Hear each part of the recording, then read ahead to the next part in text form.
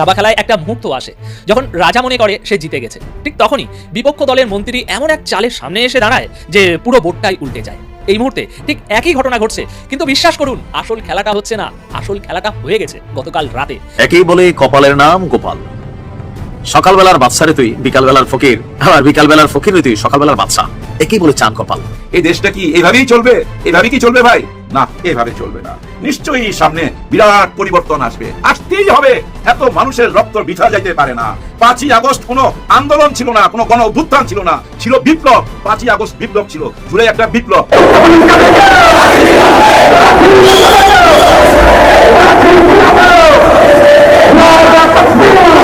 রাজধানী ঢাকায় শিবিরের ঝলক দেখে ছাত্রদল বিএনপি ভয় পেয়েছে, তারা অনেকটা অবাক যে এত শিবির আসলো কোথা থেকে। ছাত্রদল ভেবেছিল যে দেয়ালে দেয়ালে গুরুত্ব লিখে আবার ঢাকা বিশ্ববিদ্যালয় বহির্গত দিন নিয়ে একটা বিক্ষোভ মিছিল করে আমরা অনেক কিছু করেছি। শিবির বসে থাকছে না। শিবির বিএনপি ছাত্রদলের হাতে হারিকেন ধরিয়ে দিয়েছে। 2 মাসে সরকারের কিছু ব্যর্থতার জন্য সম্মুখে প্রকট করে ধরা দিয়েছে। এই ব্যর্থতাগুলো আড়াল করার জন্য মূলত সরকার পরিকল্পিতভাবে বিভিন্ন জায়গায় বিরোধী দল এবং তার ছাত্র সংগঠনকে একটা চাপের ভিতরে রেখে অন্য একটা ইস্যু তৈরি করে মূল জায়গায় যেন ফোকাস না করতে পারে, এই উদ্দেশ্যেই এই গ্যাঞ্জামটা এবং এই উত্তেজনাটা তৈরি করা হয়েছে। রাষ্ট্রের পকেট পুরোপুরি ফাঁকা, আয় নেই কিন্তু খরচের বহর একেবারে রাজকীয়। সংসার চালাতে গিয়ে হিমশিম খাচ্ছে রাষ্ট্রযন্ত্র, আর বাধ্য হয়ে হাত পাচ্ছে দেশি বিদেশি ব্যাংকগুলোর কাছে। বাইরের চাকচিক্যের আড়ালে বাংলাদেশের অর্থনীতি কি সত্যি খাদের কিনারে এসে দাঁড়িয়েছে? ইউনো মহোদয়ের একটা গাড়ি থাকে, উপজেলা চেয়ারম্যানের একটা গাড়ি থাকে, আমরা ভাড়ায় গাড়ি চালাইতে হয়। মাননীয় সংসদ সদস্য নিশ্চয়ই অফিস পেয়ে খুশি হয়েছেন, আবার গাড়ি না পেলে নাখুশ হবেন। আমি চিন্তা করেছিলাম যে এত বড় খবরের পরে বিরোধী দল থেকে কিছু মিষ্টি খাওয়াই দিব। রাষ্ট্রমন্ত্রী যখন সংসদে এসেছেন 1991 সালে। সুপ্রিয় দর্শক, বাংলাদেশে তারেক রহমানের সামনে কি আসতে চলেছে? তারেক রহমানকে সামনে যে ঝড় আসতে চলেছে সেটি কোনোভাবে মোকাবেলা করতে পারবে কি না, এটি একটি বড় প্রশ্ন হয়ে দাঁড়িয়েছে জনগণের ভিতরে। দর্শক, আজকের ভিডিওটি অনেক ইনফরমেশন এবং অনেক মজাদার হতে চলেছে, তাই ভিডিওটি একটু স্কিপ না করে ভিডিওটিতে একটি লাইক দিয়ে এবং আমাদের এই চ্যানেলটি সাবস্ক্রাইব করে সম্পূর্ণ নিউজটি দেখার অনুরোধ রইল। তাহলে চলুন আগে সম্পূর্ণ নিউজটি দেখে আসা যাক। ইউনো মহোদয়ের একটা গাড়ি থাকে, উপজেলা চেয়ারম্যানের একটা গাড়ি থাকে, আমরা ভাড়ায় গাড়ি চালাইতে হয়। মাননীয় সংসদ সদস্য নিশ্চয়ই অফিস পেয়ে খুশি হয়েছেন, আবার গাড়ি না পেলে নাখুশ হবেন। আমি চিন্তা করেছিলাম যে এত বড় খবরের পরে বিরোধী দল থেকে কিছু মিষ্টি খাওয়াই দিব। রাষ্ট্রমন্ত্রী যখন সংসদে এসেছেন 1991 সালে, আর আমি জন্ম হয়েছি 1998 সালে, তো সেই জায়গাতে দর্শক, রাজনীতির ময়দানে বাঘা বাঘা এবং পোড় খাওয়ার নেতারা যা করে দেখাতে পারলেন না, সেটাই যেন এবার করে দেখালেন 24-এর গণ অভ্যুত্থানের অন্যতম মাস্টার মাইন্ড এবং তরুণ নেতা হাসনাত আব্দুল্লাহ। খোদ জাতীয় সংসদে ঘটে গেছে একদম অবিশ্বাস্য এবং রুদ্ধশ্বাস এক ঘটনা। নিজেদের দলের বড় বড় এবং প্রভাবশালী নেতাদের পুরোপুরি বাদ দিয়ে প্রধানমন্ত্রী তারেক রহমান সরাসরি এক বিশাল মেগা তদন্তের ক্ষমতা তুলে দিয়েছেন বিরোধী দলের এই তরুণ সংসদ সদস্যের হাতে। আর এই একটি ঘটনাতেই যেন হিংসার আগুনে রীতিমতো জ্বলছেন ক্ষমতাসীন দলের অনেক প্রবীণ নেতা।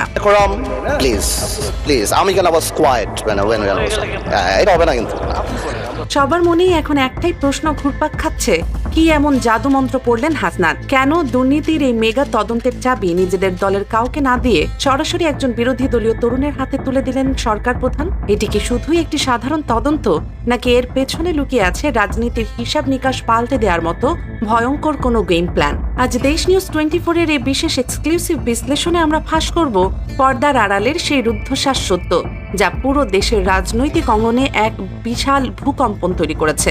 দর্শক, দেশের আইন বানানোর সবচেয়ে বড় এবং পবিত্র জায়গা হলো আমাদের জাতীয় সংসদ, কিন্তু সেই পবিত্র জায়গার ভেতরে বসে যারা কোটি কোটি টাকার ধান্দাবাজি এবং হরিলুট করছিল, তাদের এবার রীতিমতো কপাল পুড়তে শুরু করেছে।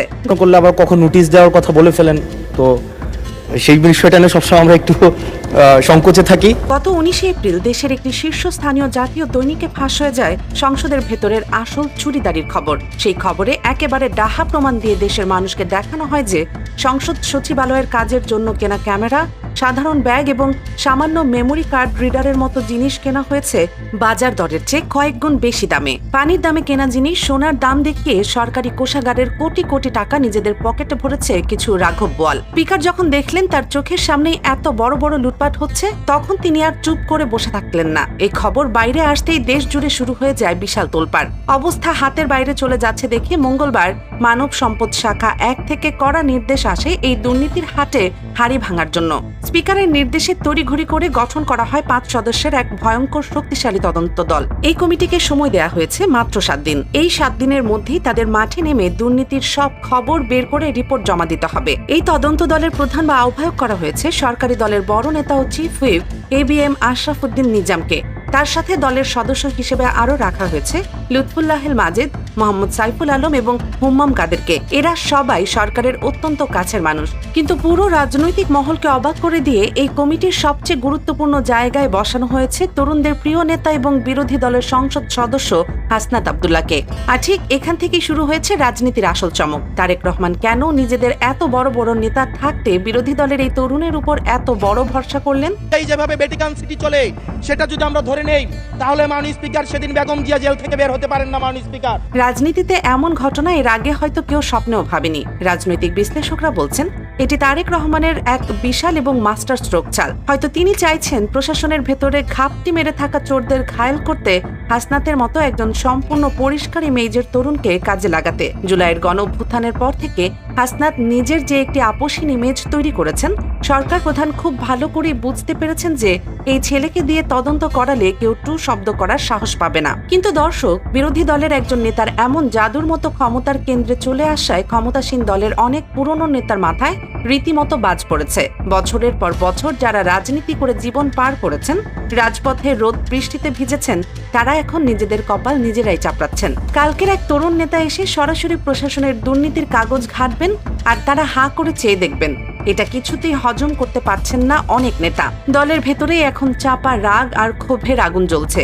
অনেকেই মনে করছেন বাংলাদেশে 2024 সালে মার্কিন ডিপ স্টেট, সেনাবাহিনী এবং দেশের সুশীল নেতৃত্ব মিলে শেখ হাসিনা সরকারকে উৎখাত করার পর অবৈধ ইউনূস সরকার ক্ষমতায় বসেই মার্কিন যুক্তরাষ্ট্রের সকল আবদার মেটানোর জন্য উঠে পড়ে লেগেছিল। এমনকি তারেক রহমানকে দেশে ফিরিয়ে এনে প্রধানমন্ত্রী বানানোর জন্য মার্কিন যুক্তরাষ্ট্র এবং ভারত মুখ্য ভূমিকা পালন করেছে বলে জানা যায়। তারেক রহমান মুচলেকা দিয়েই ক্ষমতায় বসেছেন। ফলে তারেক রহমানের সরকার আসলে ভারত মার্কিন সমর্থনে গঠিত ইউনূসের বর্ধিত সংস্করণ, যে কথা আমি বারবার বলছি। কিন্তু সরকার ভুলে গিয়েছিল, মানে তারেক রহমানের সরকার ভুলে গিয়েছিল যে পৃথিবী শুধু আমেরিকার কথায় নাচে না। পৃথিবীতে চীন বলেও একটি দেশ আছে, বাংলাদেশের অর্থনীতিতে যাদের বিরাট বড় হিস্সা রয়েছে। এটা বুঝতে পেরেই হয়তো হঠাৎ তারেক রহমানের সরকার চীনের পায়ে ধরতে মির্জা ফখরুল সহ নিজের উপদেষ্টাকে পাঠানো শুরু করেছে। চলুন জানা যাক ঘটনাটা আসলে হয় তখনই যখন কোন সরকার ধরে নেয় যে এক পরাশক্তির কাঁধে ভর করেই সে বাকি সব পরাশক্তিকে অপ্রাসঙ্গিক বানিয়ে ফেলতে পারবে। বাংলাদেশের বর্তমান শাসক গোষ্ঠী ঠিক সেই ভুলটাই করছে। কারণ যাচাইযোগ্য ঘটনা প্রবাহ বলছে মির্জা ফখরুল ইসলাম আলমগীর 19 এপ্রিল বেইজিং এর উদ্দেশ্যে রওনা হয়েছে এবং 21 এপ্রিল বেইজিং এ চীনের ভাইস প্রেসিডেন্ট হান জং এবং সিপিসির আন্তর্জাতিক বিভাগের প্রধান লিও হাইসিং এর সঙ্গে বৈঠকও করেছেন। একই সঙ্গে ডক্টর রাশেদ আল মাহমুদ তিতুমির 21 থেকে 22 এপ্রিল বেইজিং এ অনুষ্ঠিত third high level conference of the forum on global action for share ডেভেলপমেন্টে বাংলাদেশের প্রতিনিধি দলের নেতৃত্ব দিচ্ছেন। অর্থাৎ চীনের সঙ্গে যোগাযোগ এখানে আর কোনো গুজব নয়, দৃশ্যমান কূটনৈতিক তৎপরতা। এখন প্রশ্ন হলো, এই তৎপরতা হঠাৎ এত জরুরি হয়ে উঠল কেন? কারণ অর্থনীতি, বাণিজ্য এবং উন্নয়নের অবকাঠামোর বাস্তবতা কোনো স্লোগান মানে না।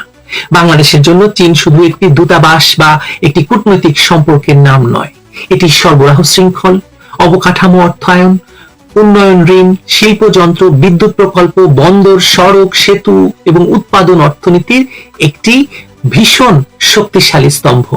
কাজেই সরকার যদি প্রথমে ওয়াশিংটন দিল্লিমুখী ঝোঁকে চীনকে ঠেলে দিয়ে থাকে বা দূরে সরিয়ে দিতে চায়, আর পরে অর্থনৈতিক চাপে পড়ে আবার বেইজিং মুখী হয়, তাহলে সেটি আসলে কৌশলগত ভারসাম্য নয়, বরং কূটনৈতিক দোদুল্যমানতার প্রমাণ দিচ্ছে সরকার। মির্জা ফখরুলের সফর আর তিতুমিরের সম্মেলনে অংশগ্রহণ একই সঙ্গে ঘটছে বলে এই বার্তাটি আরো পরিষ্কার হয়ে উঠেছে। এই সংকটের আরেকটি স্তর হচ্ছে অর্থনৈতিক। আন্তর্জাতিক মুদ্রা তহবিল বা আইএমএফ এর অর্থ ছাড় নিয়ে বাংলাদেশে স্পষ্ট অনিশ্চয়তা তৈরি হয়েছে। কিছু সংবাদ মাধ্যমে বলা হয়েছে আইএমএফ এর পরবর্তী কিস্তি স্থগিত বা আটকে দেওয়া হয়েছে, আর সরকার সেই ব্যাখ্যা অস্বীকার করে বলছে ঋণ কর্মসূচি বাতিল হয়নি। অর্থাৎ একদিকে সরকার আশ্বাস দিচ্ছে, অন্যদিকে বাজারে এবং নীতি নির্ধারণী পরিসরে অবিশ্বাস জমছে। এই অবস্থায় চীনের দিকে নতুন করে হাত বাড়ানোর একে আপনি নিছক কূটনৈতিক সৌজন্য বলতে পারবেন না, বরং এই বিকল্প আর্থিক এবং রাজনৈতিক অক্সিজেনের খোঁজ করছে সরকার বলেই মনে হচ্ছে। কারণ আমেরিকা তো আর যাই হোক টাকা দিবে না, বরং টাকা নেবে বাংলাদেশের কাছ থেকে, কিন্তু চীন তো তা দেয়, যদিও চড়া সুদে। যাই হোক, এটুকু স্পষ্ট যে অর্থনৈতিক চাপ বাস্তবতা, আর সরকার সেই চাপ কমাতে বহুমুখী দরজায় যে হাত পাচ্ছে। মধ্যপ্রাচ্য